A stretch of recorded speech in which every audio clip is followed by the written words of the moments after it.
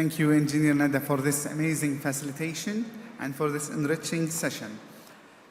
It's now the time to start our first panel, which will be under the title Opportunities and Success Factors in Giga Projects, which will be introduced by Dr. Saadi Adra, the CEO of Advisor. Please, a big round of applause for Dr. Saadi.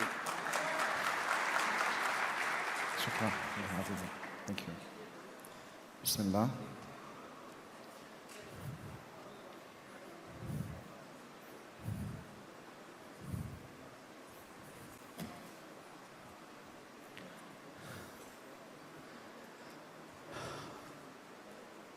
Bismillah ar-Rahman ar-Rahim.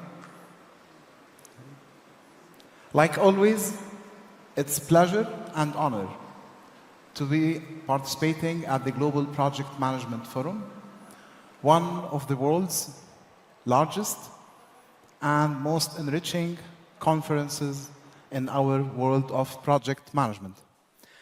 I have the privilege to be moderating this amazing session on Giga projects with 5 esteemed panelists that are going to join me now. I believe we all met Laura, and she will be with us today. But also, we have, can you join us now? Are you ready? Okay.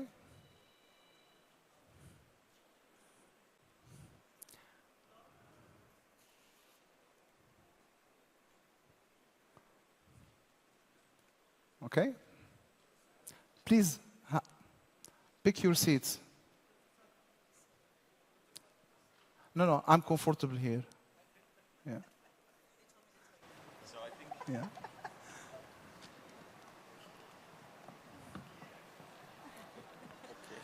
Now we are mixed. They would think Wilson is me. Okay. So allow me to welcome our esteemed panelists. بالأول بدي رحب بمعالي المهندس غانم المحمدي, previous assistant minister بالممرة and advisor in the government. I'd like also to welcome Ben Breen, vice president of PMI and responsible for the newly PMI construction professional, which is supported by هدف. وأيضا بدي رحب بالأخ هشام from Ministry of Human Resources من وزارة الموارد البشرية the EPMO director. Welcome Laura again and again. Our author,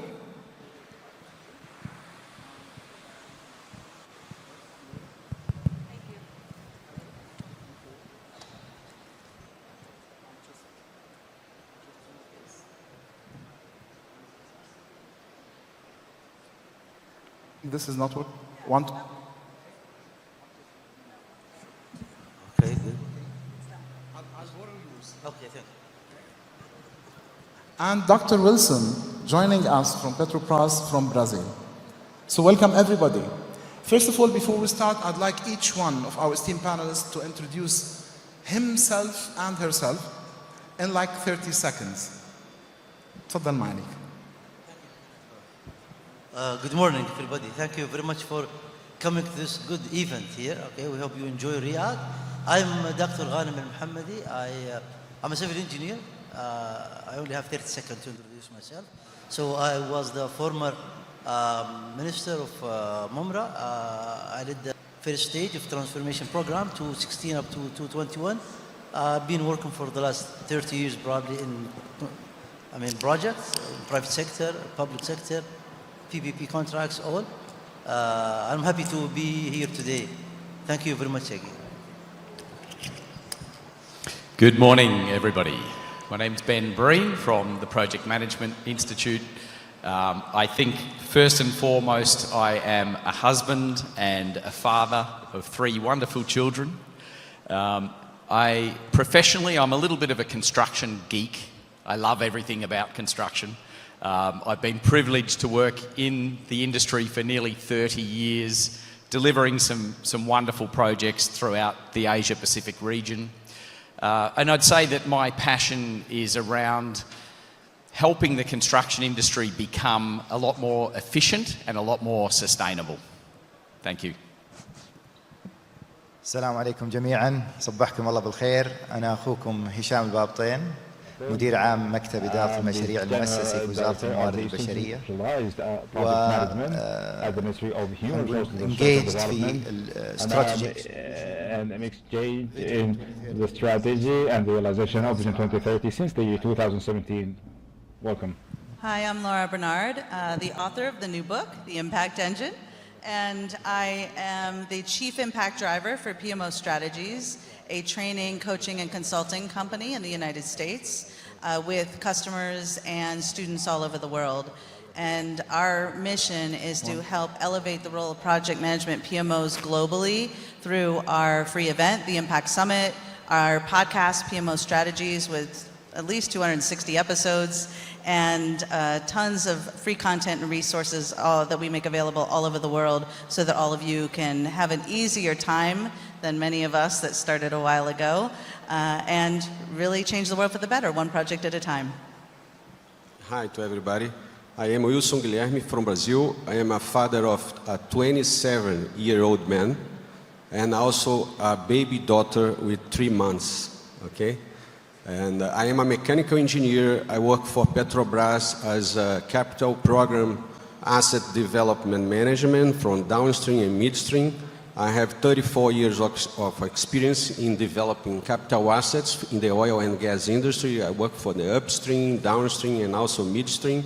I am a certified project director for the International Project Management Association and also an assessor for professional certification and also for certification of organizations in the Delta framework. Thank you. So welcome everybody again, and let's start. Let's start by trying to identify what is a Giga project. Because in our discussions, it seemed like not everybody agree on it. It's not like black and white. Hisham, would you like to give us your thoughts on this? Sure. I think there is no fixed definition of Giga project. It's some link it with X billions, some link it with the value.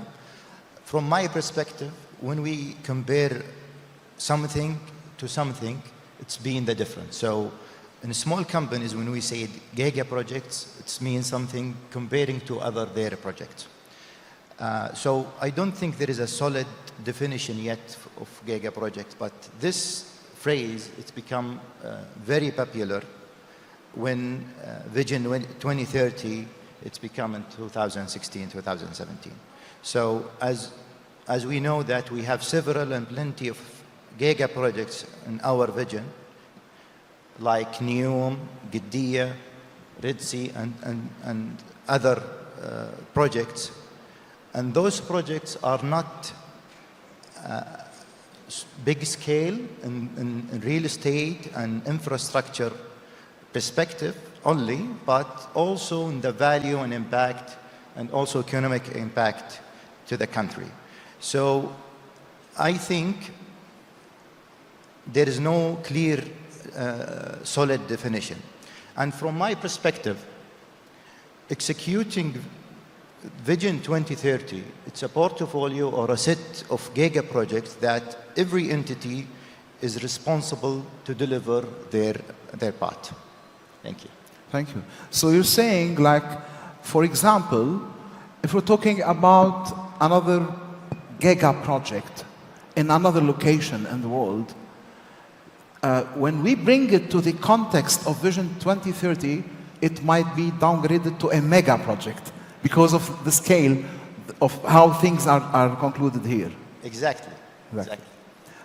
Your Excellency, what would you like to add to this idea, please? Yeah, thank you very much. This question we've been, I leaked some information, debating the whole day yesterday about what's the definition of Giga project.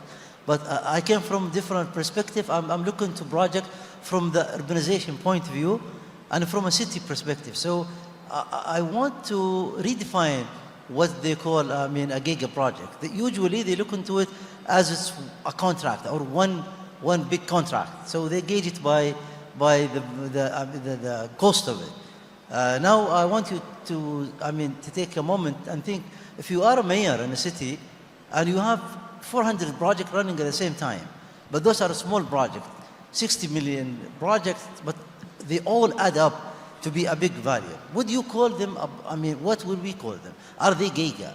So I redefine the word, the giga project in terms of urbanization, in terms of a city that is interconnected project that can drive a value to the city and can create a transformational impact.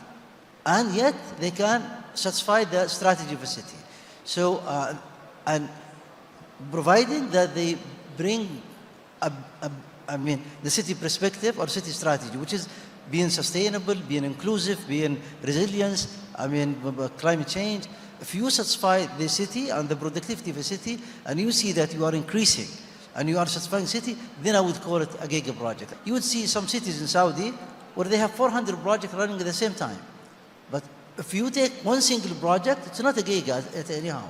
It's 200 million, 300 million. Yeah. But I wanted to look into it from a city perspective. So I want to redefine the giga project that it's interconnected city project that serve a city and can drive transformational and satisfy the strategy of a city. And this is, I hope, the audience would argue this or would subscribe into this, definition, Dr. Saadi. Looking to a city. I want it to be, that's where we all are here to help citizens, to help cities, to help this incubator for the economy. So why would we just pick up one project and saying, I categorize that project by being a giga or not a giga? A city itself is a platform for many projects. Thank you for... Thank you. I believe you are right, because from the perspective of complexity of the whole things that we're going to discuss today in terms of governance, sponsorship, stakeholder management, and whatnot, when you are managing 400 small, rather relatively small projects, collectively, they would add up to the complexity of a giga project. Exactly, doctor. It's not the complexity, but they share the same attributes of a big project. A complex need the platform to communicate, need stakeholder management, needs nice design, needs a setup. So the same thing what you do in a big project, you will share the same attribute for a small project. The main issue is, does it create a transformational impact for a city? That's what we measure. So we'll measure it by impact. I don't want to talk about impact because Laura's here, so I'll leave her to talk about the impact itself. Yeah, that's right. So, okay, you mentioned Laura. Okay, I was going to ask Ben, but ladies first. So Laura, what's your definition of what a giga project is? So I think it really does go back to impact, because here's the challenge. When we talk about giga projects, regardless of how you or your organization defines it, a lot of what we're talking about is what we're costing, right? The expense of the giga project, the number of people involved, the complexity, but all of that is the means to get to the better business outcomes. And I think it's super important that we take the time to help people understand what matters most is not what this is costing us, but how this is helping us change the world for the better. It's about those outcomes, it's about the impact. And when you talk to the business leaders, that's how they're thinking. They're not thinking about it in terms of how much the spend is, although they really want you to keep that under control. They really are saying, I'm willing to spend more or take a little bit longer if you can promise me that we're going to get those even bigger, better business outcomes, change the world for the better, and do the kind of work that we really need to do to make this world a better place, no matter what project it is. But it's all about whether it's making it so that you can have a better software solution. It's not the software, it's what that software is helping people enable and people do. If you're building a road, it's not just a road, it's not about the pavement, it's about how you're helping people get from one place to another. And it's not just the people that are at the PMO level, everybody involved in this project and this giga project needs to understand why they're there and the outcomes they're driving. So it's interesting enough, because When you're looking at establishing new cities in Saudi Arabia, previously they are like empty land, desert. But imagine them in 5 years, 10 years, 15 and 20 years. I would imagine a vibrant society and economy, okay, that's benefiting from what the people have been doing to them in the past 30 years. So looking at giga projects from the perspective of the ecosystem and how they affect it is also a good dimension. Now, Ben, back to you. Ben is a civil engineer, and he also practiced many large projects, or giga, you say. Thank you. Yes, I did. And what was interesting when we were discussing this topic yesterday, we couldn't even agree on the definition of a giga project, first of all. So that's important to note, because as Hesham said, it's really, it depends, it's almost like beauty is in the eye of the beholder. You know, people look at it differently as to what a giga project is. 5 years ago compared to now is very different. If you look at a giga project in the kingdom compared to a giga project elsewhere, it's actually also going to be very different. So I liked that Laura was talking about the impact of projects, and it made me think about, you know, what is the definition of project success? And you know, traditionally it'll be measured against time, cost, quality, and on that definition alone, more than 70% of projects fail. So we were talking about it in terms of how else can we measure projects. I was talking about the Sydney Opera House, which if I asked the audience, do you think the Sydney Opera House is a successful project? What would you say? Most of you would say, yes, it's an amazing project. But in the day when that was being built, back in the 50s, the government was pushing ahead so quickly to get this iconic building finished that they were building the columns before the architect had even finished the design. And in the end, they had to knock down the columns and start again. Because at the time, they were just looking at quickly getting this done, delivering a 3,000 hall for music and the arts. They weren't thinking about this iconic building that 70 years later, millions of people from all around the world go to see because of the impact that has. So I think we do need to clearly look at that as part of defining giga projects and also defining the success of those. So you remind me of His Royal Highness Crown Prince. It's the land of dreaming. So giga projects, it seems, is very much associated with dreaming, because you dream about something, you work hard for it, and maybe our children, the next decades, will actually get the full benefit out of that. And we're gonna go back to the initiation thing you spoke about, okay? Start or quick, how they start, in the next question. But before, allow me to take Dr. Wilson's opinion on giga projects. Okay. I would like to see a giga project through the lens of the Asians theory. That's like the sponsors observe a giga project, okay? Giga project should work like an agent delivering value to the sponsor and benefits to all the stakeholders involved. But we have to acknowledge that also projects deliver these benefits also. And we have to observe that. As an agent's theory, delivering huge benefits, giga projects are able to develop its own culture and its own values. So it demands a strong, resilient governance to govern the business case that has justified the implementation of a giga project. That's my view of giga projects. Okay. So let's go to the second question.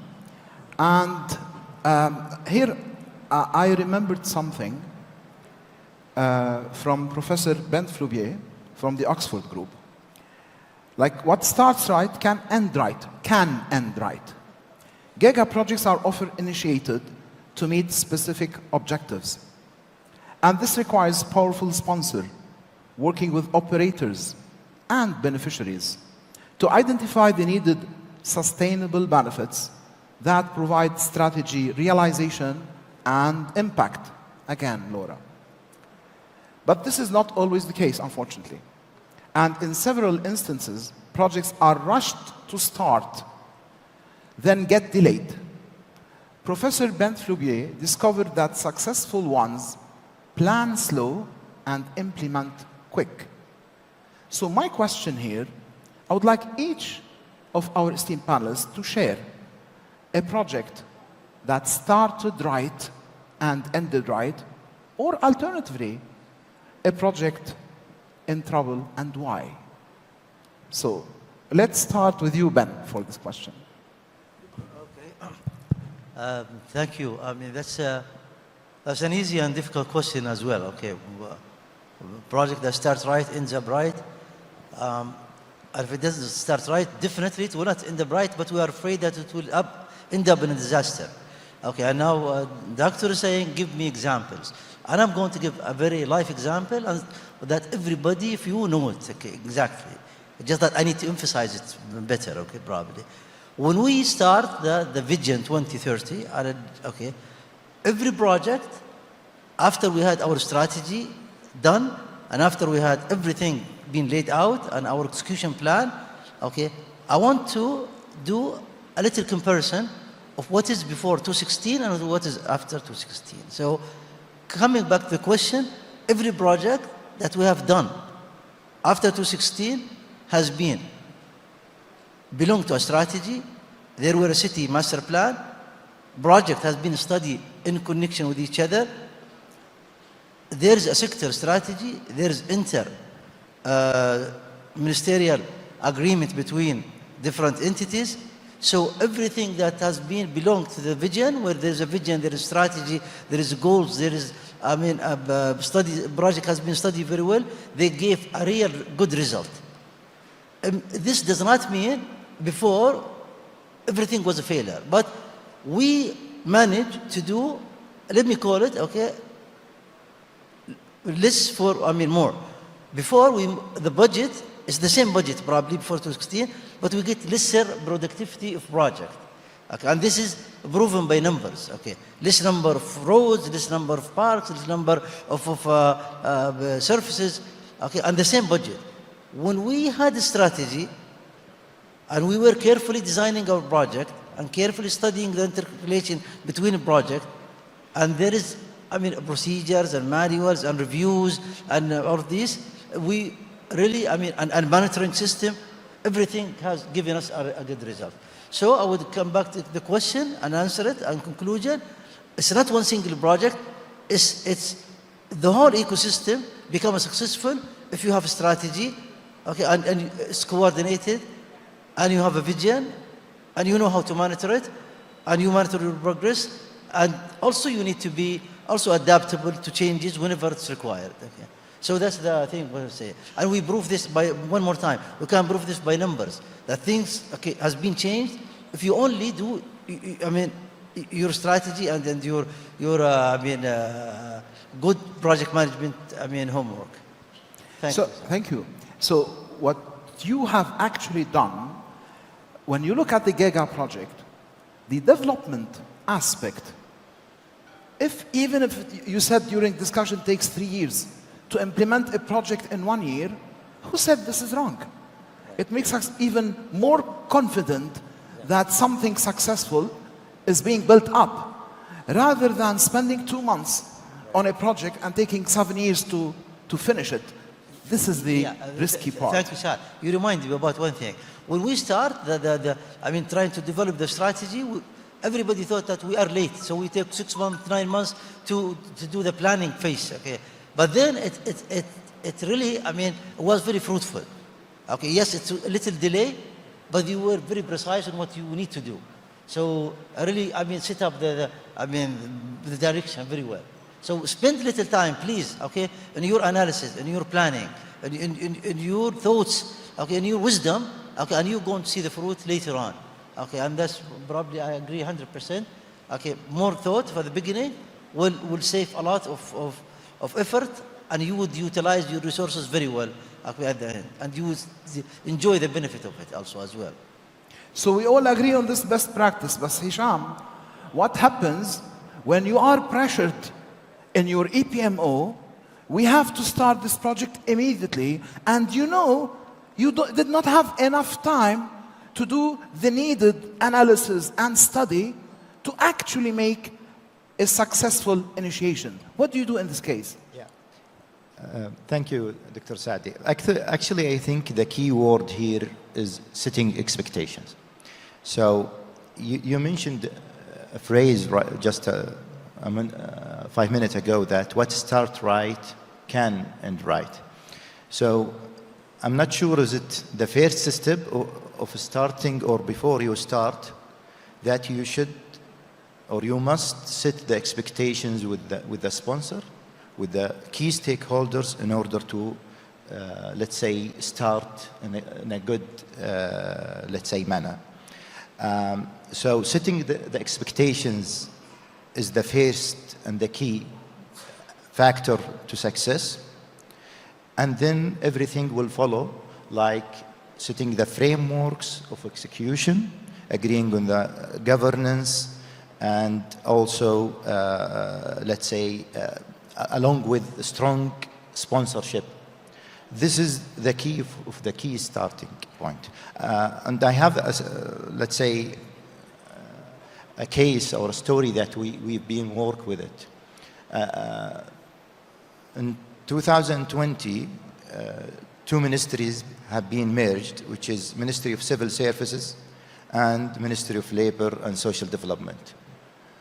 At that time, we have two ministries merged with the complexity of the org structure in this merging, and we have a new strategy to be executed. And we have very supportive sponsorship, and he aims for the big. The first thing we done with them, we sit with them to set the expectations. He says, I want to be the first in the executions. I want to execute the strategy as documented immediately with no compromise in the quality. So once we get that sponsorship with this supportive and his aim, we immediately started to set and lean the processes of project management. At that time, there is no solid processes, and everything will follow with the proper governance. Now, thankfully, we gain 5 out of 5 in P3M3 as a world, as the first entity in this organization ranked. From strategy perspective, there is a lot of achievements that have been done from that time till now. We reached over 2.2 million Saudi in labor market. The unemployment rate decreased till 7.7. The women participation in labor market exceed 35%, and other achievements are follow.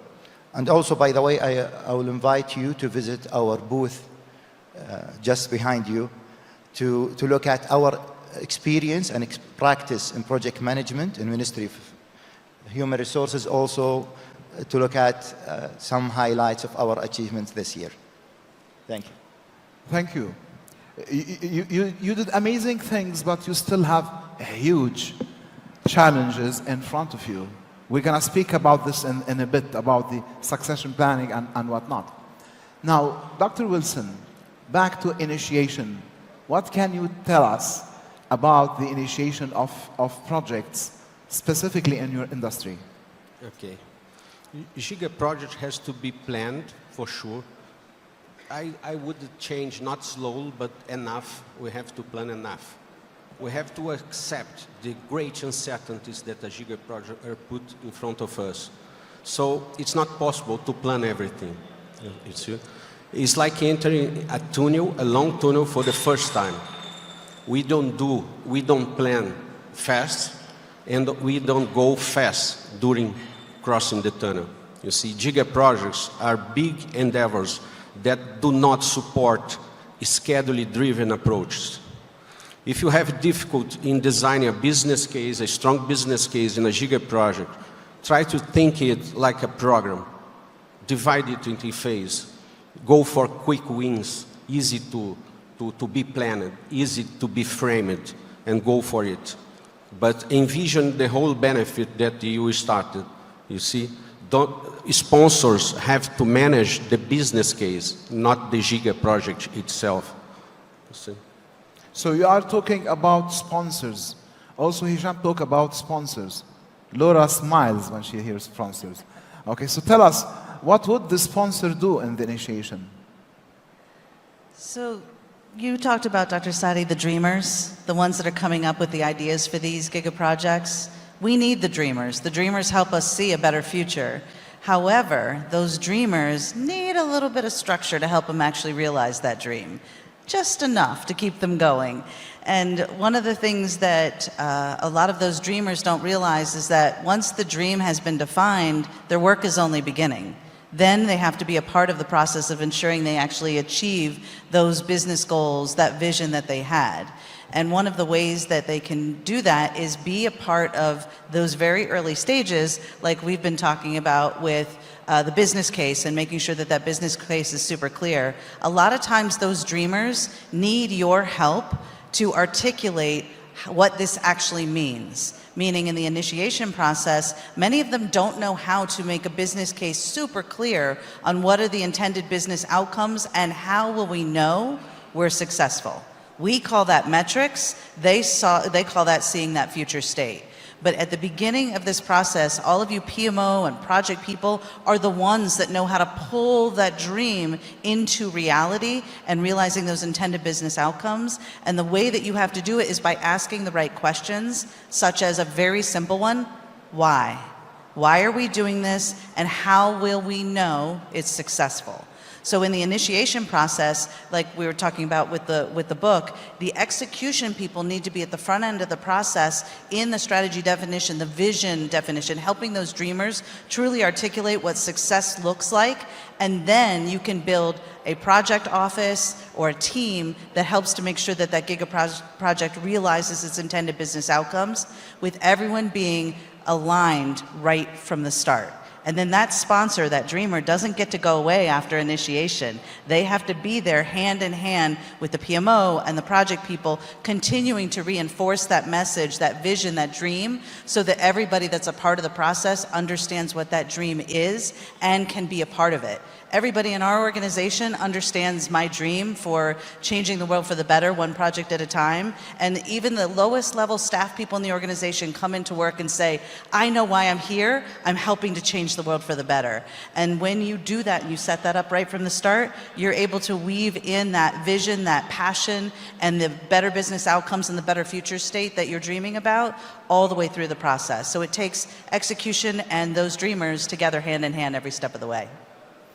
So, talking about initiation is about starting with the end in mind. Starting by dreaming about the end result, the impact, and starting from there, re-engineering until we discover what we have to do to realize this dream. And this all has to be done before we start using the bolts and structure and whatnot. What do you think, Ben? Yeah, I think that's definitely true. I wanted to bring it back also to the Flyberg model that you talked about in terms of planning slow and executing quickly. That was definitely the case on a project I was involved in called Marina Bay Sands in Singapore. It was a $4 billion project, which at the time I thought was huge until I came over here and realized it's just a mega project. And then it's a very complex project. So we started 2 years in advance in terms of the planning, meticulously detailed planning through the logistics, through the scheduling, materials management, etc. And then, of course, the first time we were given access to the site, every single thing had changed. Right? So we almost had to throw everything out the window and start again, and by that time the clock was ticking. We had to deliver very quickly. The good thing is we did a lot of risk management. We haven't talked about that yet, but there's a lot of risk management that we had to do on that project. We got all of the stakeholders together. We wanted to understand what their particular risks were and then make sure that we were coming up with the right plans to address those risks. And of course, one of those risks was when you get to site, everything will be different. And it was. So we had a team in place of designers who were ready to quickly design each element of the project. And we also had designed the project where all of the materials are brought in from overseas. So we had to prefabricate everything, but we knew there was likely to be changes in the project. So we made the design flexible so that you bring in certain panels, but there is a filler panel that is adjustable, flexible, and you can make those changes. So we were able to pivot very quickly because we had done that right level of pre-planning before construction and identified what the risks were and then made sure that we were able to quickly change. So it was an example of a project that started well, it went off the rails in the middle, and then we brought it back on track. So you mean, in Giga projects, you design something to be changed, to be easily adaptable, because it is a discovery process.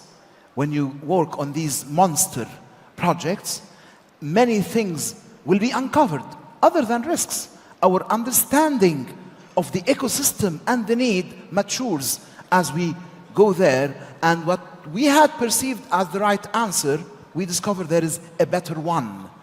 So the right path is not between these two lines, not a straight line. It's like that line of adaptation and change in a positive sense. I think if you asked the developer from day one, they knew exactly what they were going to achieve. But the reality is what you've just said. There are so many obstacles in the way that inevitably things will change. Okay, great. And this takes us to the next question.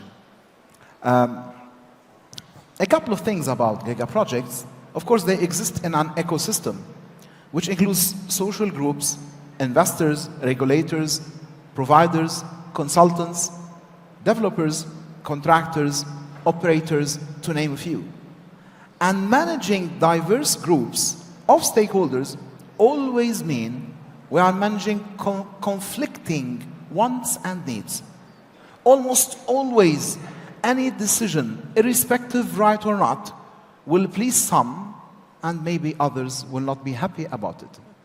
So the question, what governance discipline or framework does the sponsor use to make the right decisions while keeping the stakeholders involved, engaged, and happy to the extent possible? And I'm saying to the extent possible because I always tell the people I work with, listen, I'm a good project manager, I'm not Merlin the magician. So, Your Excellency, what would you like to give us on this perspective of stakeholders, sponsorship, and governance? Okay, good. Definitely, okay. Does anybody here knows that there is a project that has only one entity working on it? I mean, every project, okay, will have a multi-stakeholders, definitely. So if we want to look into project management, what is it? It's managing, I mean, the whole, I mean, interaction and between the stakeholders. That's one thing. But back to the question, okay, what are the governance? Okay, I think a project without a governance, okay, it's not a project. That's one thing. But how do we manage it? I go one more time. I look into a city and say, okay, how do we make sure that we build the right project and engage the right people and get the right result at the end? So one thing, from a planning perspective and a development perspective, you want to make sure that you have an early engagement with all stakeholders. Do not bring surprises. Make sure that at the earliest possible, okay, that you engage everybody. Second thing, you need to realize that it's not only you, whoever you've been the sponsor for a certain project, that will work in that project. So you get in a vertical direction and in a horizontal direction, some colleagues and some people who are, I mean, entities that are working together. Either they are supporting you or whether They are working with you during the project, or they are the beneficiary. So it doesn't matter where do they belong to the system, but they are part of the system. So you need to realize it. So I go one more time. You need early start. You need to realize all the stakeholders, and you make sure they're engaged. You want to have the right data and open, and very transparent. Project comes to solve problem. So you need to make sure what are the problems. People need to understand what is the problem and why we're solving this and how are we solving this.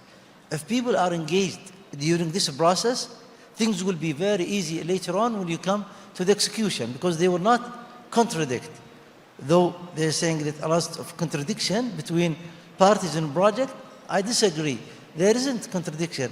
There is less clarity of the objectives. People, when they know the objective, they always will subscribe into, how to speed up the process and things.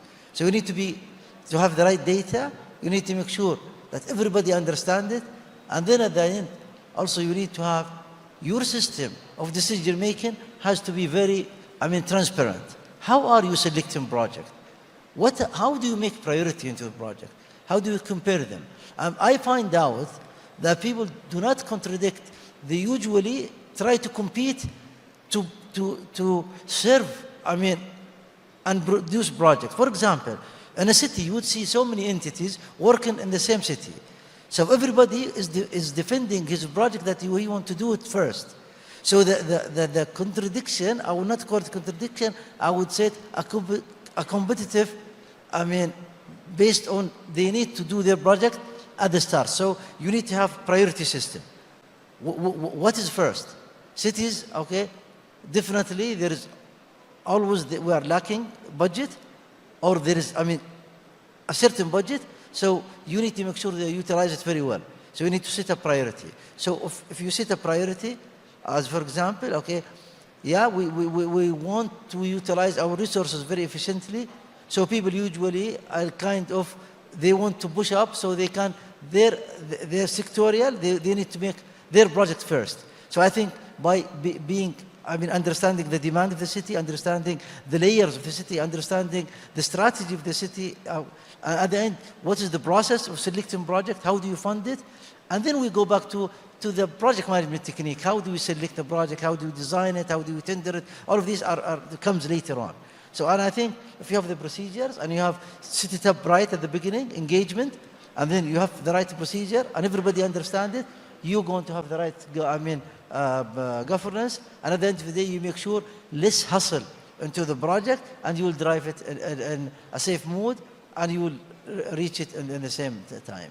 Okay. This does not mean everybody will be agreeing all the time. You need to know how to compromise, and you need to know how to do a trade-off, in between the project.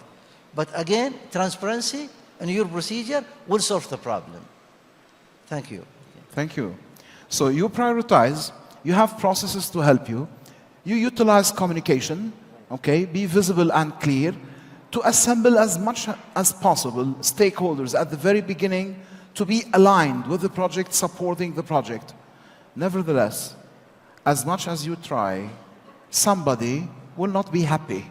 And some of them might have high voices, which is always a tricky thing. Perhaps the hardest thing a project manager does is managing the stakeholders and keeping them engaged and involved, to the extent in some of our projects we say, whom are we not going to please? To identify how to mitigate this type of stakeholder and try to give him something in return of his not being pleased, because we have to be loyal to our prioritization, our project, our process, our governance, with the sponsor leading us to success. So Ben, what would you like to add to this? Yeah, I think that stakeholder governance is one of the most underrated capabilities or tools, if you like, in delivering projects. It's so important to get it right. For me, an example on a project would be the Suntec Convention Centre. Again, a very complex project because it was a refurbishment of a convention centre that was still running, so it was a live environment inside a 1 million square foot shopping mall, which added to the complexity. There was probably 50 different stakeholders involved, and we had what I thought was the most technically capable project director was running that project. He knew everything that was going on in that project. But what he didn't have is a good ability to manage stakeholders. He didn't understand the structure, he didn't understand the soft skills that are required, and we made the tough decision to replace him and put another project director in charge. And the other project director did not have the same level of capability or skills or experience, but he did understand stakeholder management, and he knew how to understand what it was that they were trying to achieve out of the project and ensure that he was always considering their opinions and also following the structure, the governance and everything else that was required. He turned that project around by having those particular skill sets. So that was amazing to see. As you mentioned before, Dr. Sadi, we have the PMI excuse me, construction professional certification now. Think of it as a PMP for construction. Last year, yesterday, I was actually in the hotel room taking the exam, desperately hoping that I would pass because I had to get on stage and talk about it. Luckily, I did. I got the certification. But a big focus of that course is talking about the importance of stakeholder management, the importance of communication, and the impact that has on the results of the projects that you work on. So you're not teaching construction professionals only the technical thing, but rather there is focus on communication, stakeholder management, because probably they don't teach us this in engineering school. They teach us how to think, be analytical thinkers, but to communicate, you are trying to cover the gap within this new and interesting certification. Yeah, and it's interesting, we went out to speak to many people in the industry to find out what those gaps were.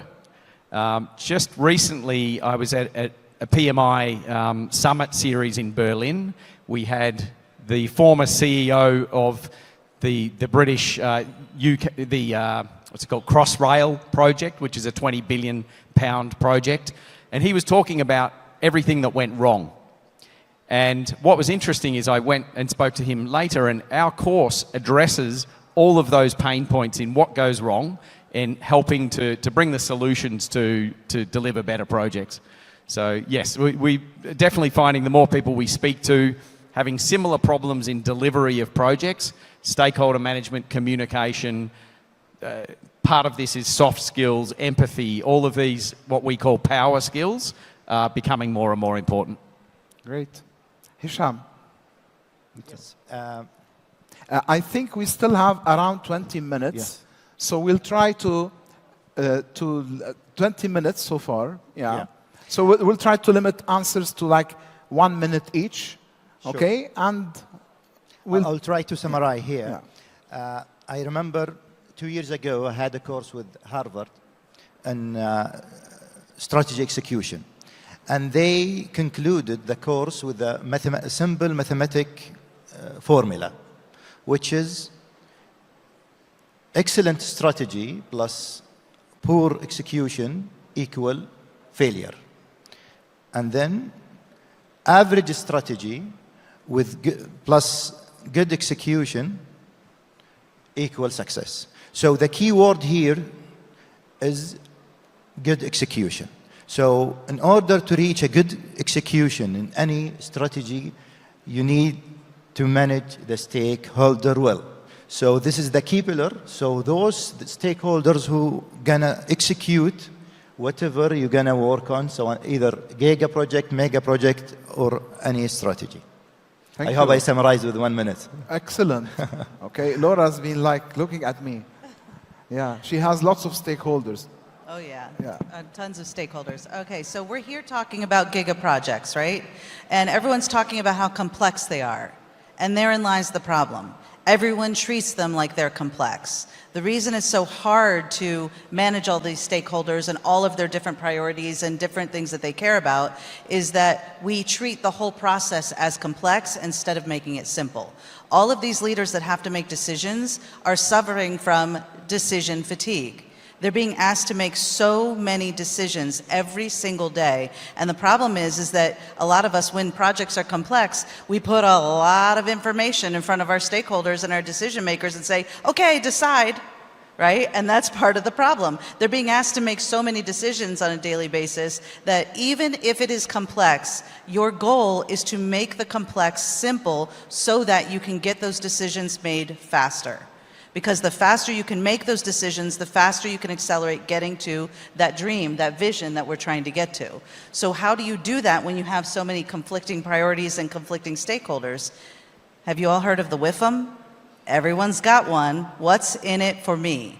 The challenge is that as a person that's trying to get decisions from people, you can't just go and talk about all of the complexities of the process or the project or put a bunch of information in front of them.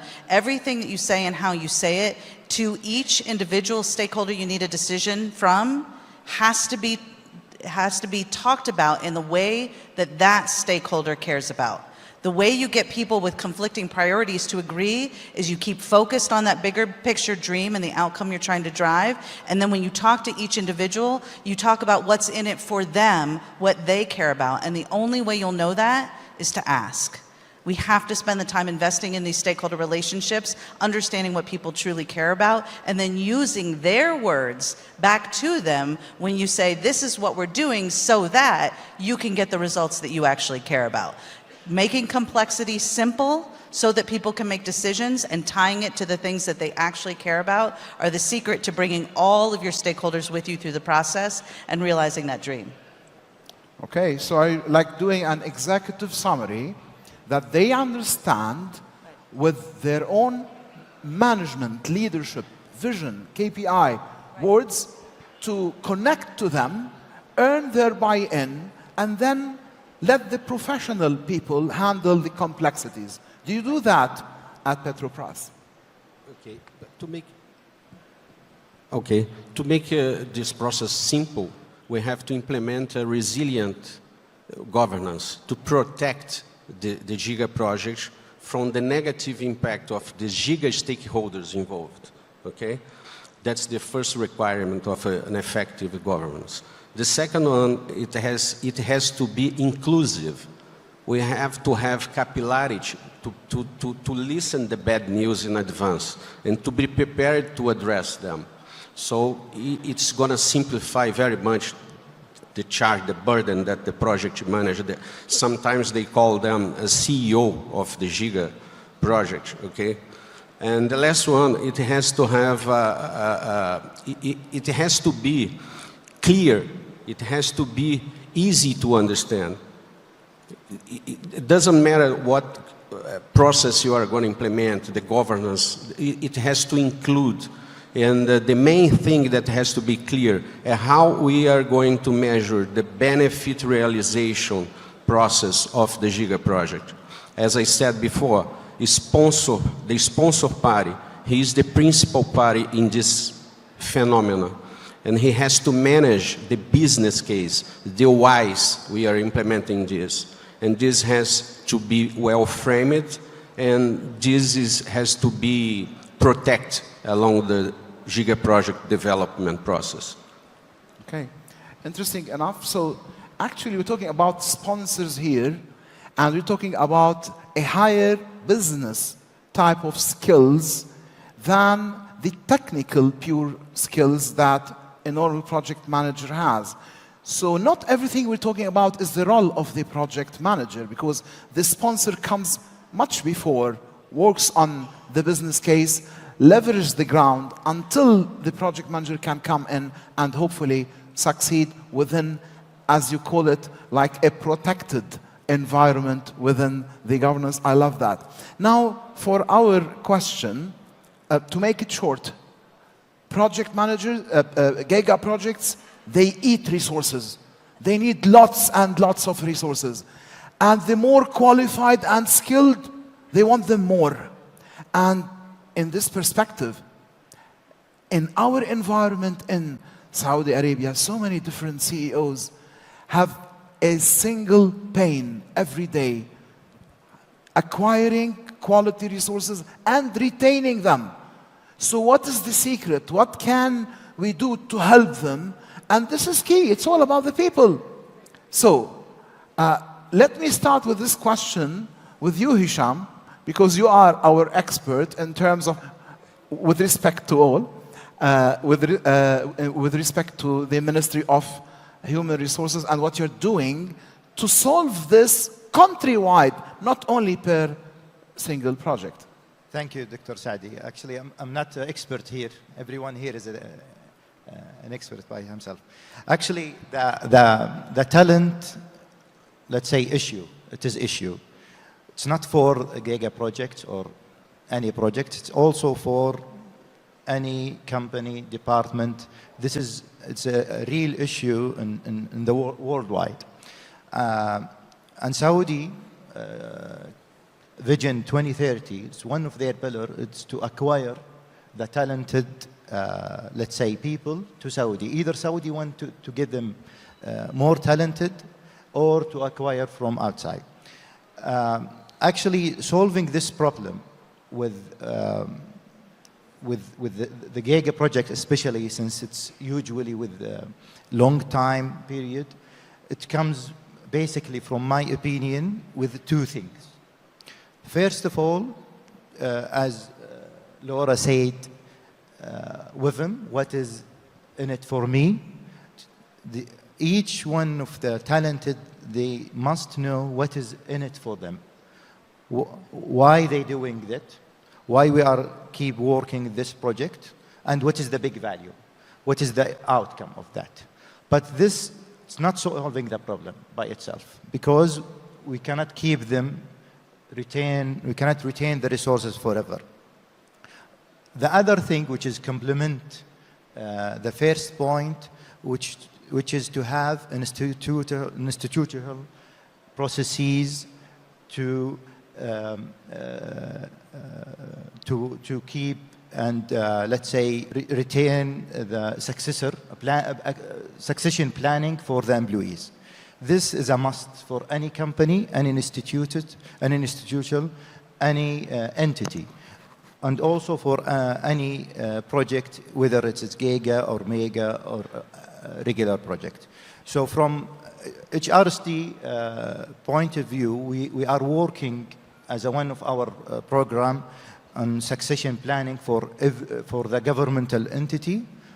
It's been progressing well for N-1 and N-2 leaders in the entity, and this will apply all the way to, let's say, till the managers in each entity. We started it in our ministry, and also I know that some of other ministries are already starting it. It's under our supervision as a Ministry of Human Resources.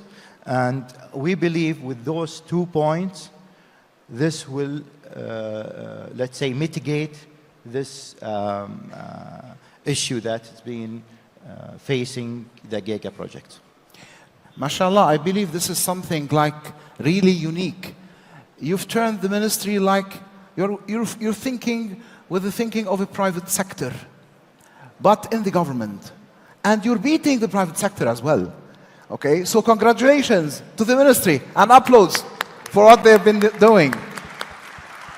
I believe that I can say all the government sectors, now they are beating the private sector. If you go to the booth just behind us, we can see many of government sector with their success stories, and they are really impressive. Malik, you are like mentor to hundreds, if not more, of leaders. And you have a huge experience in that perspective. What advice would you give to my friend who is suffering from retaining his talented staff? Okay, thank you. I think this I mean, maintaining people or the human resources, I mean, in a project is the most probably critical aspect. I mean, I'll go to a project, whatever project is, systems are easy to buy, material are easy to get in, equipment. It's the human resources that will make you successful, okay? It will make it or break it, in fact, okay? So a leader who does not pay a clear attention to his people, okay, we do not guarantee his success. That's one thing. So you will have to realize that your success or the organizational success or your project success is 100% attached to your people. So if people know, okay, that this is your intention, then this is the first thing they will do. And I'm going to ask everybody a question here. What makes you love the organization you are in? You will find out 100% that you will get all the respect from the organization. Number two, that you know that you have a nice career path, so you know what's your next step. Number three, you understand 100% the strategy of that organization, so you know what's going on, you are involved, you are respected, you know everything, okay. Number four, success always, people love success. So you feel that whatever you do is really going to contribute to the success of the organization. Clarity. People don't like other people who make a turning every time, okay? Change your mind, okay? So if you are clear in your objective, people will love it. And at the end, I would say that from my experience, one time in one organization, we measure, okay, the health of the organization. And then we know what we're supposed to do in order to retain people, okay? And honestly, there is a good assessment. And I say, okay, it's motivation, it's training, it's a lot of, criteria and items that you need to work in. One more time, a leader who does not pay attention to the human resources will lose his project and will lose his, probably, even his credibility in front of his people. So I would conclude one thing. Yes, definitely they compete over, resources, organization compete, but whoever will make sure that he will have a healthy organization, pay attention to his people, make sure they're clear, I think at the end, okay, and one more time, as what Hisham is saying, what is it for them? Okay, but that's very important, okay? If I work hard, if I do all my effort, if I really be sincere, okay, what do I get? How do you distinct me between other one who will not do the same effort? So if you don't have even, a motivation system and also an evaluation, good transparency in your evaluation system. If you are transparent, people will love you. Okay, and you are clear what is it for them? So I think you need to be clear to your organization, you need to be, very, close to your team, okay, and you need to train them, and you need to make sure they always in progress. If I get in an organization and I know in 3 years I'm going to be in a different position, I would love that organization. But if they tell me, no, okay, you're going to be the same, maintaining the same benefit, the same thing, well, I grow.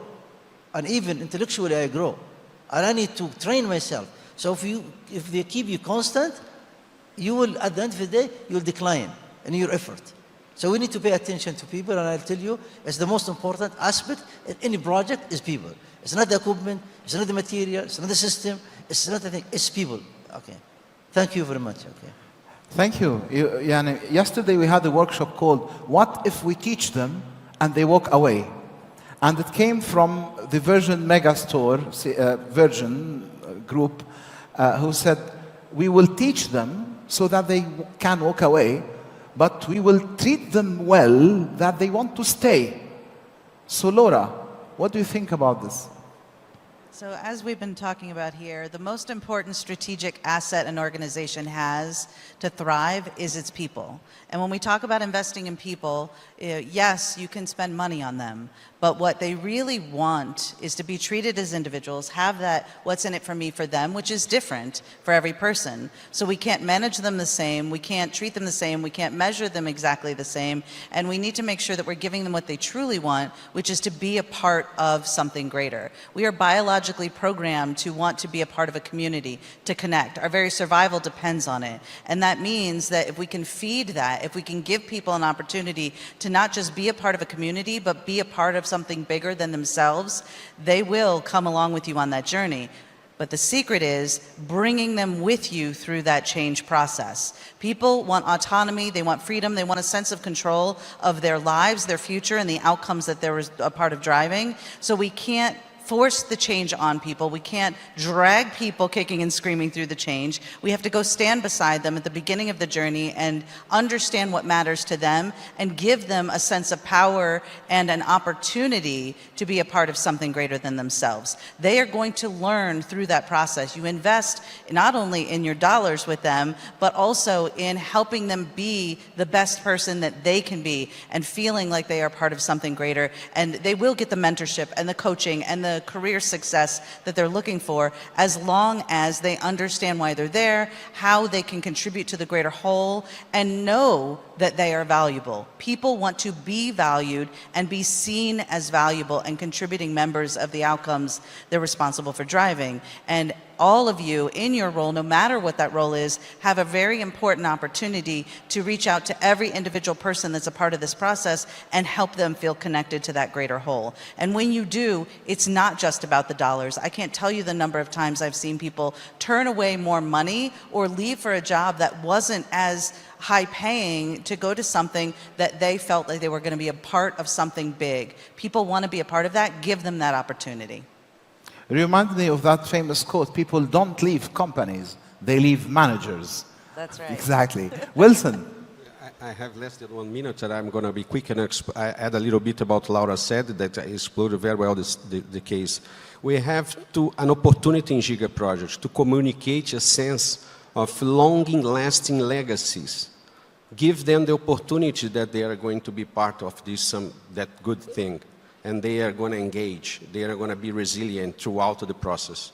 That's an opportunity in a Giga Projects. Okay. I want to comment Please. on this. I think we are saying it's a problem that we are losing our talents. But if we think in different way, that those talented, it's not a problem, maybe it's a normal that to change their career and job to moving to another.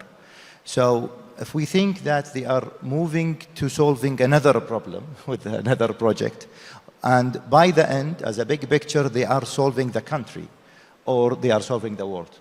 So I say, what I'm meaning here, what I'm saying that this is a normal, the talented keep moving from work to work. Every institute or entity, they must work on succession planning in proper manner. This is the conclusion of that. So it's inevitable. You can't keep them for life. You grow them, and they will have to fly and find their own way. Ben, we end this question with you. Then I have a very quick question for everybody. Okay.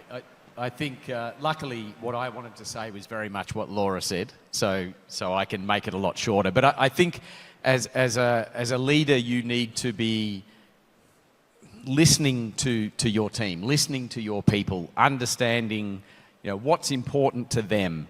And really, again, as Laura said, if you can understand their vision and their passions and what it is that they're trying to achieve, and if you can link that together with the organisation's vision and goals, that's when the magic happens. That's when people will stay with your organisation. It's not about the money. Money's nice, but it's secondary to feeling like you have a purpose and a belief. So very much what Laura said. I think that's very important, to inspire your team to make sure that you're bringing them along on this journey. So Ben, my last question to you starts with you. You live in Australia. You have a beach there. Yes.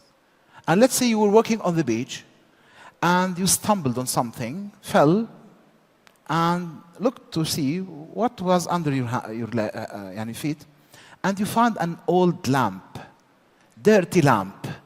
So by intuition, you start to clean the lamp, and suddenly the genie comes out of the lamp. And he says, listen, Ben, I'm not any genie. I'm the Giga Project genie. And it's not end of story. Okay, has conditions. I can grant you one big for your Giga Project, but to give you the wish, you have to pay me first. So, pay what? You have to give me the best lesson learned that you had in your life in terms of managing Giga project. شو هالجيني هذا؟ وحياخد منا. I met that genie just last week on the beach. Yeah. No, for me, there's probably two really inspirational leaders that I've had in sort of earlier in my career. That you know, the first one was a person that I was running a fairly large business at a young age, and he would guide me very much along that journey in delivering projects, in working with our customers. But he would never tell me what to do. He would let me talk through the process, let me know that he was there for me. And by the way, I would make mistakes. He wouldn't stop me from making those mistakes. He would, in fact, get to the end of the process and say, what could we have done differently? So it's very much learning from your mistakes, you will not make them again. Whereas if he told me to do something, maybe I would think I could have done it differently. So that was the first one. And the second was a very inspirational lady that ran the interior design firm that I was running. And she said, you've been great at running all of these projects and getting involved in the detail, but now you're running an organization with hundreds of people, you know, multiple millions of dollars. You're too involved in the details. You need to be able to be at 30,000 feet to understand the big picture of what's going on. But then when there is a problem, to zoom in, get your hands dirty, fix the problem, and then go back up to the overall vision. So that's what the genie told me. Okay. Wilson is happy about it. You also have a seat in Brazil, huh? Okay. What will you teach the genie? Who am I to teach someone to? But I can inspire others, I think. Giga projects, they eat its business case for lunch. Like Michael Porter said, that culture eats strategy at the breakfast, okay? So a Giga project has to be very strongly governed, but through the governance, not through the CEO of the project, or not through the project manager of the project. That's the main lesson. They are like huge monsters, fragile monsters, but we have to protect this monster because we want the benefit, the end benefit that has justified its born, okay? So that's my experience from managing projects in the oil and gas. I would like to let an example here. When we start in the 90s developing the Marlin field, you see, it starts right and ended right because my company has achieved 2 OTC awards, the Oscar in the offshore industry. And 2 of them, we have received 5, and 2 of them comes from the Marlin field development. And and this project was treated well. We protected the people that were engaged in the project. We governed it through the benefit realization management, and we designed a temporary organization to conduct it. Okay, that's my lesson. If you do these 3 things with the Giga project, no way of not being successful. Okay. Okay, he's learning a lot. Malik, if you ask you to give us one lesson learned out of your experience, it's too little. You get to have 2. I think, Doctor, you are simplifying the word in a very... there isn't one thing that you can do to make sure that your Giga project is successful. So, but I would, I mean, if you allow me, recap what your 4 questions today. That's what makes things, I mean, that's the lesson. You need to have the right plan. You need to have the governance. You need to have the right people. You need, everything that we say today is a learn, okay, that how Giga project going to be successful. So if you don't have a strategy, if you don't plan properly, if you don't have governance, if you don't, manage your stakeholders. So I will just save my breath a little bit and say, okay, whatever we say today is what you make your project. I mean, that's a lesson learned, what we've done today. So it's not, there's, I mean, one prescription, they say, I do it, and then, well, I'm going to be a leader, I'm going to drive my Giga project successfully tomorrow. It's not like this. It's a set of things. You need to do everything carefully. Everything, from the start to the end, from the planning, from where the project is, from the stakeholder. I mean, I just summarized what we said. So allow me, I will not answer it. I'll say, refer to the questions that we just said. Okay? Thank you. And that's what makes the thing successfully. Thank you. Hisham. Yes. Once I see your gin, first of all, I will say, أعوذ بالله من الشيطان الرجيم. Actually, I like the phrase that perfection is an enemy. This is the guideline that I work on it. Once we seek for a perfection, it becomes an enemy for us, an enemy for an execution, an enemy for a project. So while we are focusing on perfection, this will become an enemy down the road. So the key word, as I mentioned, is to focus on execution while we are improving.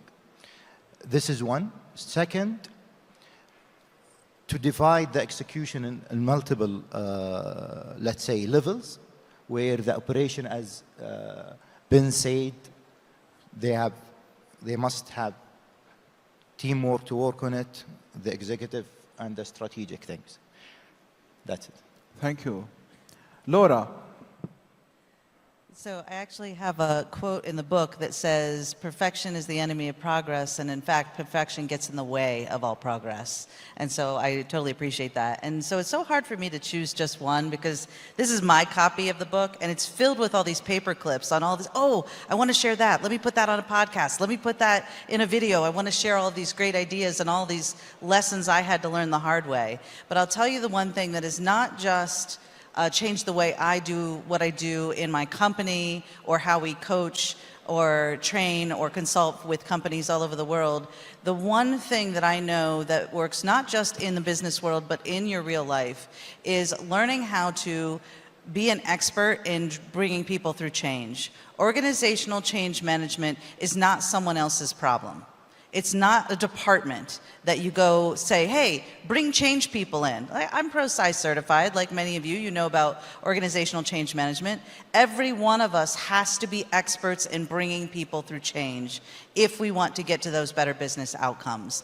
And this is not just something that applies to the work you're doing in the business world or on Giga projects. This is everyone in the organization, from the C-suite to the people that are answering the phones. Everyone needs to know what people care about and how to get to the heart of what matters to them most, which is different for different people, and then go stand by their side, and instead of dragging them along, go stand by their side and say, hey, I have this really great place I'd like to take you. Here's why it matters to you, and here's how you can be a part of the solution. You can get to those better business outcomes with us.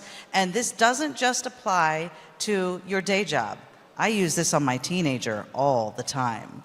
Everybody, you can use it with your family, with your friends, with your spouse. Everybody wants to understand why. And so if you can connect people with why they're there and why it should matter to them, not selling them, but talking to them in their own words about their own pain and their own better world that they want to achieve, you will have a much easier time on all of these complex projects, running your organization better, not only keeping the talent, but inspiring them to be a part of the better future with you. And what chapter is that, Laura? All of them.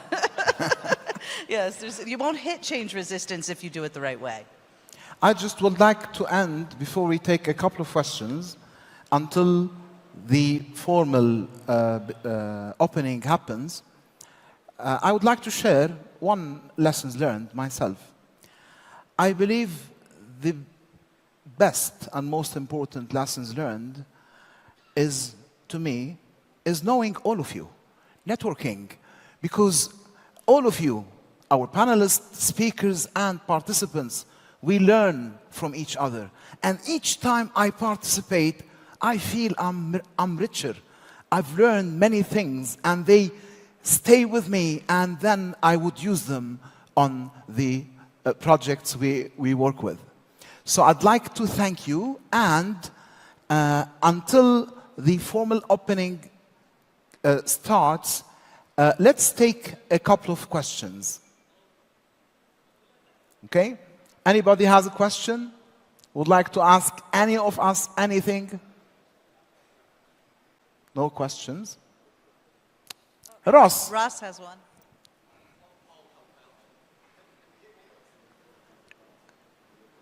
Can we hand him a mic?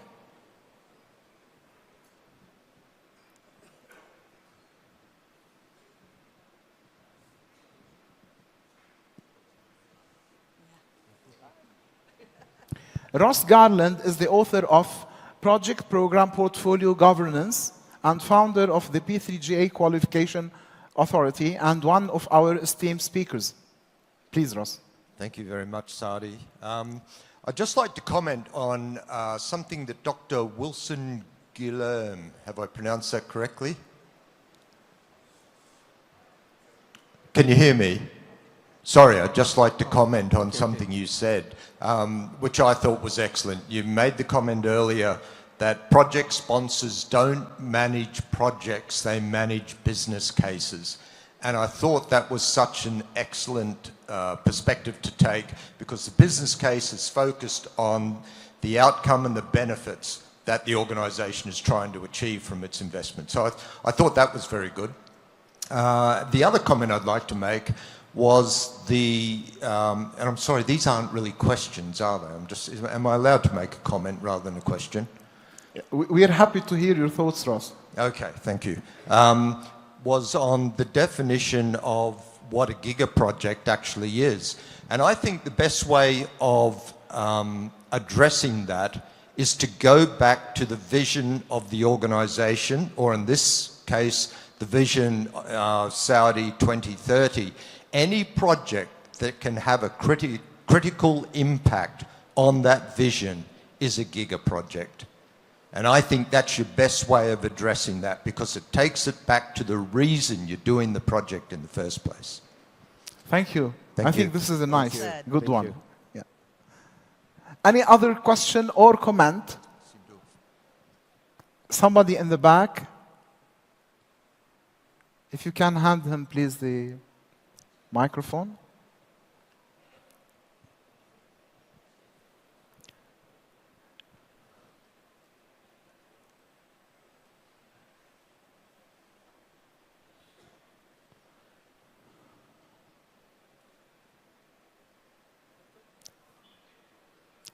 Finished? Okay. Okay. I think we have to finish now. Let's just take the question in like 10 seconds, if you can. Very quick.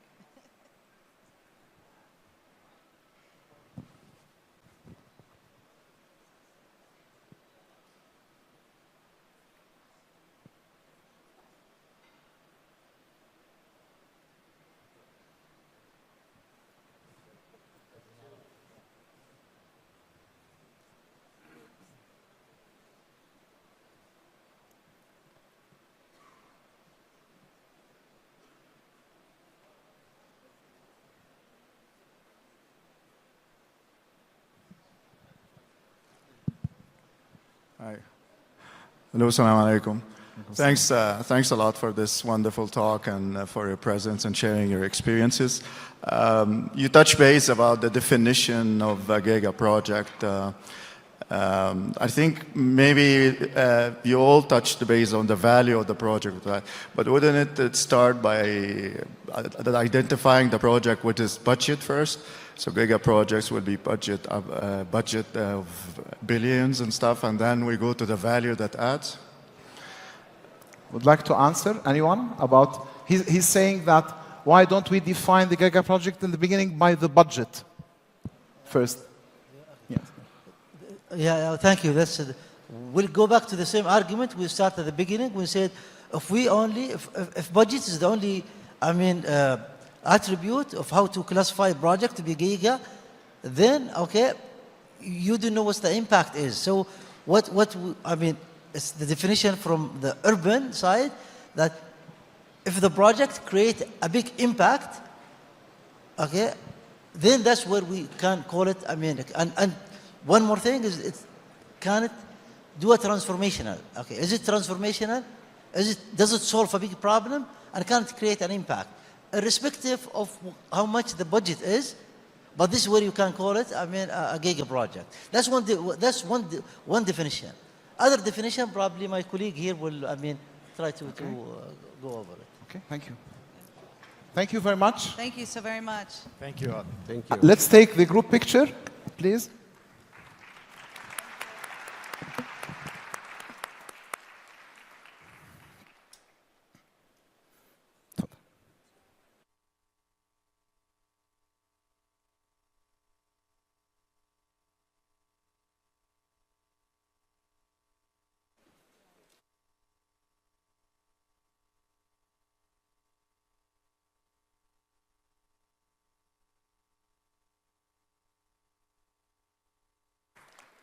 Okay, thank you.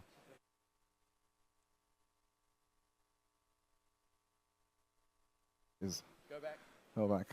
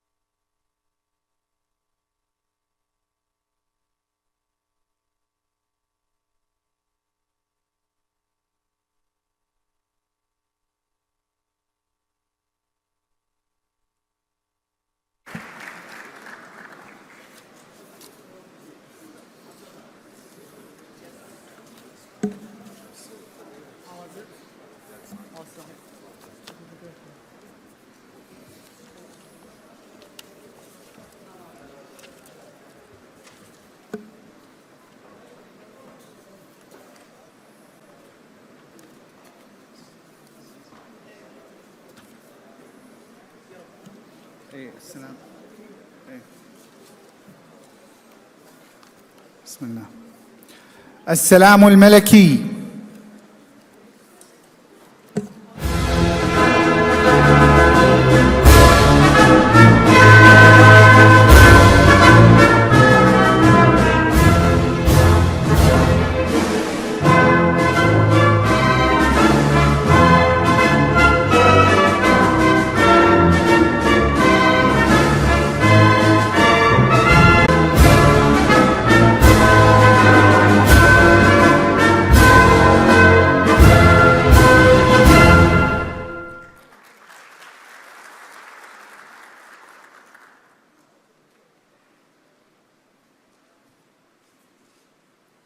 بسم الله الرحمن الرحيم من عمل صالحا من ذكر أو أنثى وهو مؤمن فلنحيينه حياة طيبة ولنجزينهم أجرهم بأحسن ما كانوا يعملون.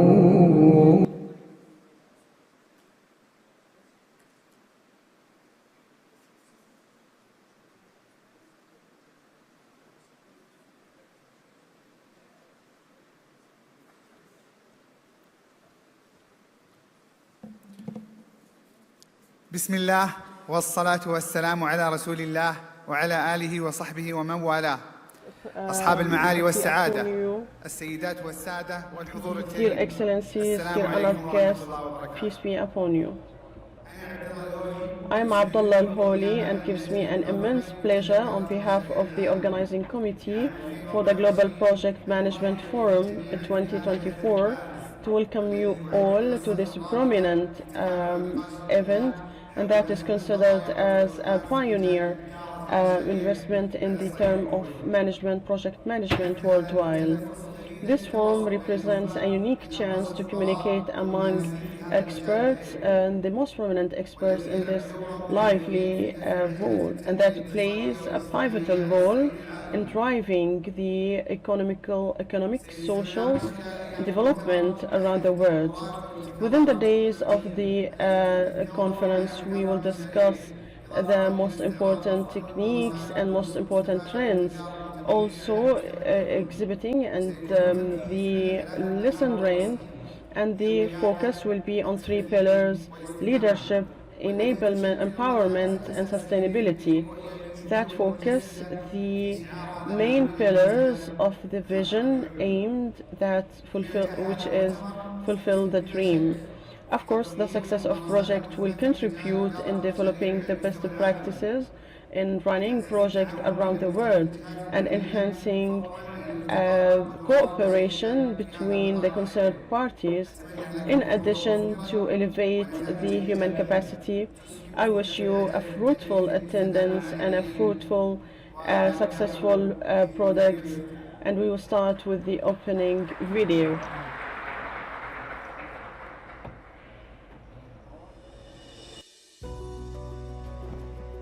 عندما تطلق السفينة أشرعتها في مسيرة تحركها رياح الإرادة والعزيمة ويقودها الحلم والطموح، تظهر إدارة المشاريع كبوصلة تدير وجهة الحلم نحو الواقع، وهي السبيل الأنجح لتحقيق الرؤى والتطلعات وتحويلها إلى مشاريع مستدامة للاستثمار في الإنسان والأرض. ولأن الرياض عاصمة شرعت أبوابها للحالمين القادرين على التنفيذ وقيادة التغيير.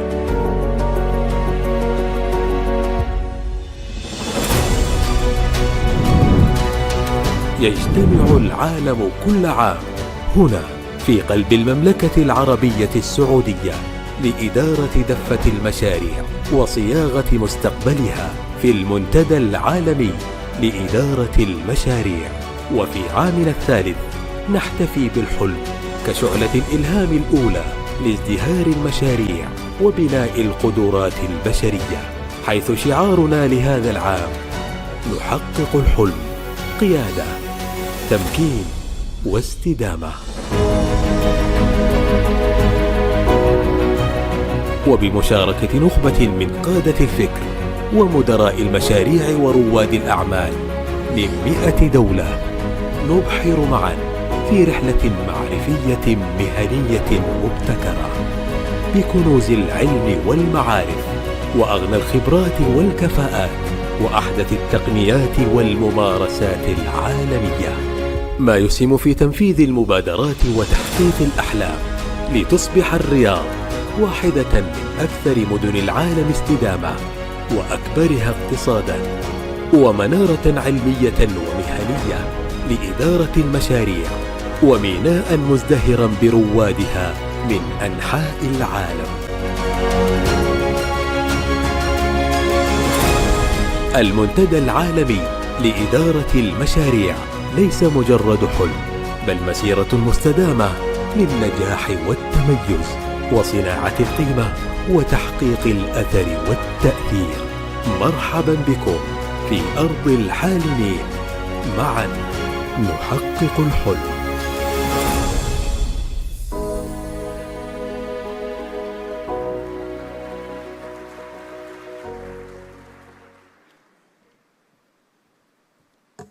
مرحبا بكم في أرض الحالمين.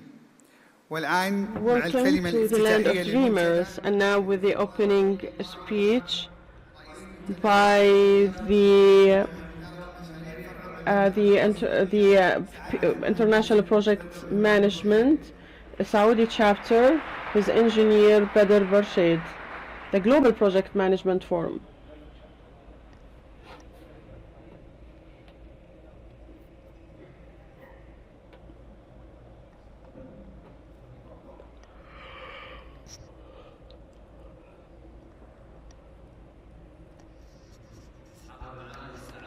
Your Excellencies,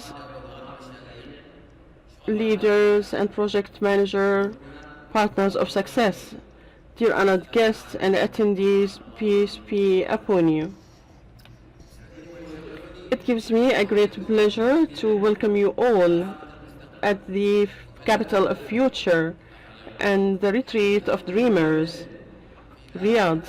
Once again, we here stand at the same place where we drew the features of the start and the features of great people, following the great steps of the Crown Prince, His Excellency, His Royal Highness Mohammed bin Salman bin Abdulaziz. This vision has become our first inspirer, since that we are and we work to create impact and sustainable change for a better for a brighter future and a richer ambition. That's why the motto of this forum is realizing dreams. And since we are on a place that have is the land of dreams, and that is accompanied with high determination and fulfilled with a lot of empowerment effects, we had the right to dream until we are celebrating its achievement year by year. And this forum has been a dream starting from 2017, and it gives me a great pleasure to say that this forum has completed its third edition. All these inspirers and dreamers who are seeking success and excellence in project management. We had 5 dreams. I celebrate you, celebrate the success of it. First dream is to have Kingdom of Saudi Arabia is the first destination for the future of project management. And with the efforts of supporters like you are, a partner of success, we started the journey determining that the kingdom will be the #1 top niche destination. So the effort was done in solidarity, and the visions were unified, and we are now leading the national and global scene.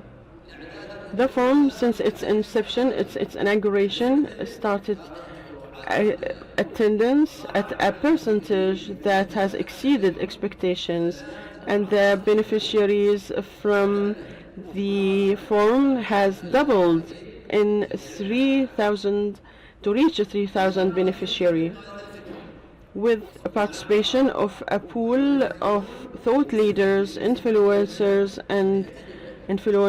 in the future of the vacation from 100 years. The second dream is the knowledge that will exceed internationally the sustainable impact that form the world plan for the prosperous project inside a project. So over the consecutive year, we have the list of the management exceeding the G20 countries, exceeding their efforts. And based on the recent reports issued by PMI and Global, we have harvested the second rate in risk management and second worldwide in portfolio management and in vocational scheduling and other different ranking. Third dream is to enrich the Arabic content in project management. We had in line different strategic goals to fulfill this goal, and allow me to share some of these pioneer initiatives. First, encouraging the content writers, translators to publish research in Arabic and translate into it. Second thing is to have a Shurua magazine, which is a specialized magazine that will gather the project to spread the knowledge and also success stories in Arabic. third, to establish the prize of Arib as a group of prizes that aims honoring and enhancing using Arabic in this word, and that will reflect our commitment in enhancing the cultural and linguistic identity in this domain. First, a dream is adopting a professional methodology, an accredited one, that will enable the Giga project and construction projects. We are committed to collaborate with different entities to enhance the Giga project in alignment with 2030 vision that is ambitious, and that's why we run the PMI in collaboration with the Human Resources Fund that will enable encouraging the man labor to enhance their skills according to the requirement of the local market requirements and localizing of the occupations. And this will happen by Saudi efforts that in alignment with the local requirement and even the global. The fifth dream.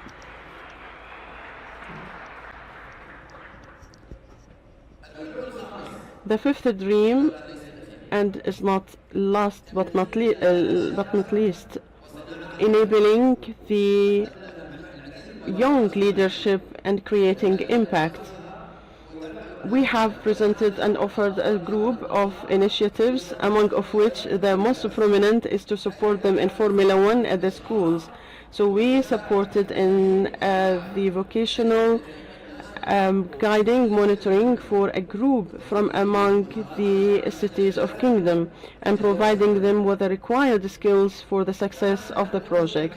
We had an interactive social presence within the monthly meeting held in the Saudi cities to exchange knowledge and extend the network of vocational relations and career relation out of our belief that it's important to create impact and also fulfilling the goals of quality of life and ambition to realize more than 1 million effective volunteers.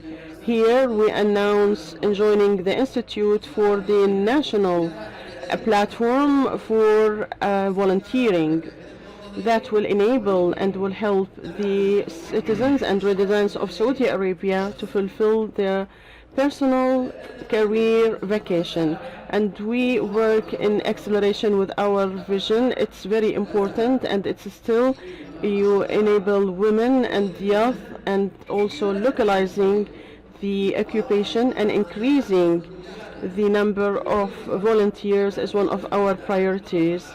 So all pride, we have youth leaders, male and female, who are volunteering with their time and expertise.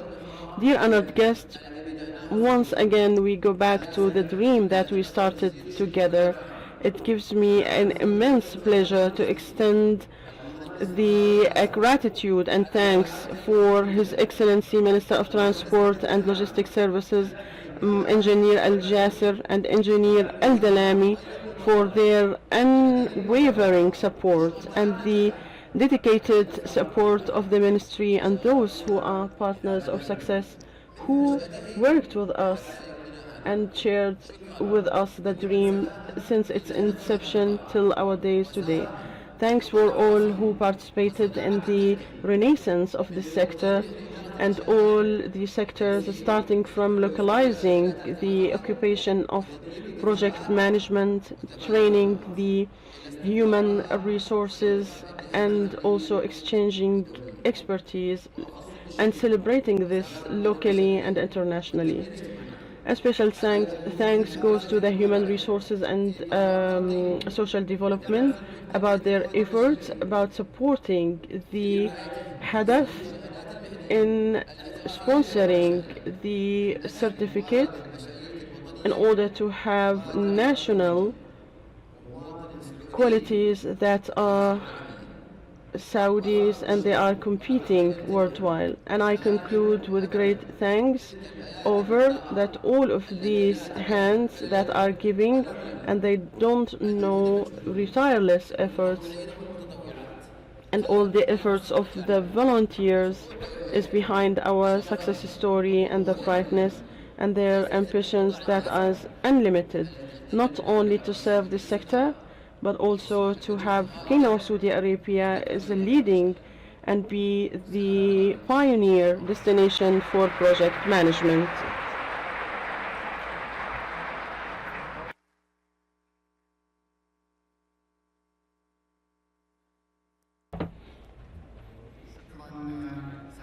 Thank you, Your Excellency, Engineer Badr Mohammed Boucher from the Project Management Institute KC chapter. And now the sponsor of the forum, keynote speech, His Excellency the Minister of Transport and Logistics Services of Saudi Arabia, His Excellency Engineer Saleh Al Jasser. Mr. Badrami will be giving the keynote speech on behalf of His Excellency the Minister.